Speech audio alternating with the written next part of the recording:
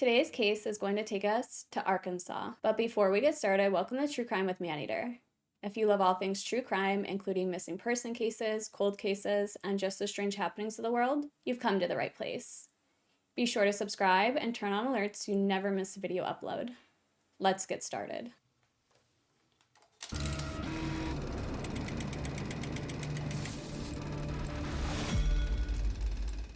Arkansas is a southern U.S. state that borders the Mississippi River, and it's known for its wilderness areas with mountains and caves and rivers and hot springs, and of course, the rugged Ozark region, which has hiking trails, limestone caves, and of course, its capital is Little Rock. But Arkansas is also known for something even more vicious, a serial killer known as James Red Hall. On a humid night in September of 1944, James beat his second wife to death near the Riverside Golf Course, which was in Little Rock, and left her body in the river. James Hall spent his early years in Happy Valley near Enola. James was nicknamed Red because he had this very, very bright red hair. His father, Samuel Hall, was a minister who very much beat his son. His father was not only physically abusive, but verbally as well. James Red Hall had an incredibly violent and turbulent childhood. And it turns out that James Red Hall was a narcissist by today's definition. When James was approximately 12 years old, he had a severe head injury, and it affected him for weeks afterwards. It turns out that James wasn't himself after that. He would lose control. He just had no control over himself at that point.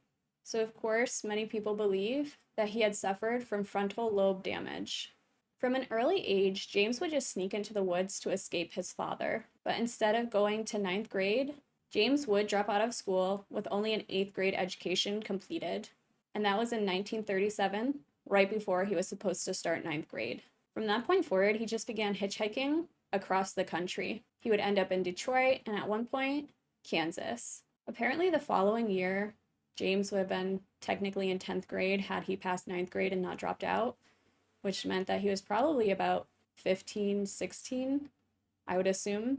But that following year, he met his wife. But little did she know, she was going to marry a monster. James Red Hall would later tell police that around the same time, he committed 11 murders. He would tell police that the first person he killed was a Black woman in Salina, Kansas. He also claimed to have killed 10 Mexican migrant workers at an Arizona farm where he worked. Told police he would take them out one at a time and either hit them over the head or shoot them. Many people don't know if they should believe him or not. He was a young, troubled kid who probably had a brain injury. I mean, he very well could have murdered 11 people, but I don't think there's any evidence. James' former landlady would describe him as a nice and clean boy, but many people believe that he's responsible for quite a few crimes. One of these people was Carl Hamilton, who was a barber and bootlegger. And this man had been shot twice with a .45 caliber pistol, and his body was found slumped against a tree. Another man known as E.C. Adams, who was a husband and father from Kansas, was on his way to start a new job at a naval plant in Camden.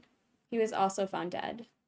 A 30-year-old man known as Doyle Mulhern was a driver for Western Meat Co. in Little Rock, and his body was found a week after the Adams murder, and that was found by a bridge outside of Stuttgart.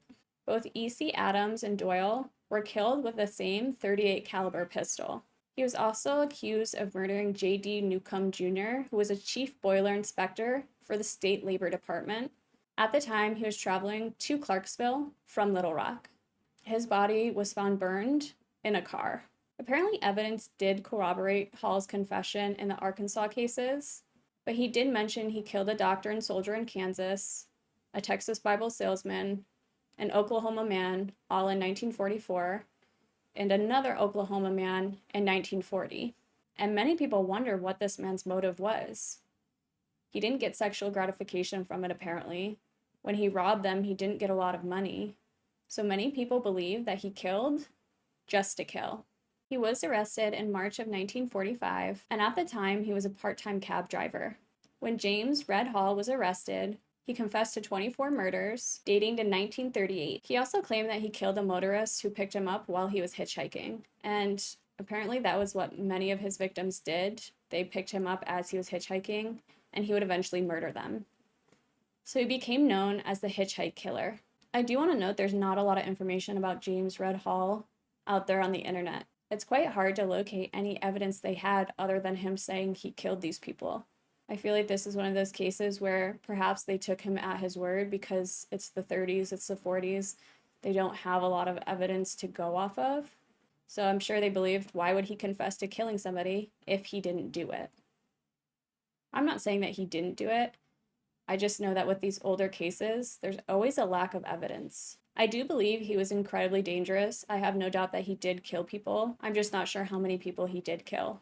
I think it's incredibly interesting that typically most serial killers claim that they have been physically, emotionally, or sexually abused. And James Red Hall also was abused. But I would love to know your thoughts on this case. Was James Red Hall a cold-blooded serial killer? Or was he perhaps a boy that had some serious frontal lobe damage that murdered his wife and possibly other people? But that's it for today, guys. If you like this video or any other video on my channel, be sure to subscribe and turn on alerts so you never miss video upload. If there's a case you'd like me to cover, pop it in the comments below, and I'll be sure to get to it. In the meantime, check out some other videos on my channel while you wait for the next upload, and I'll see you then.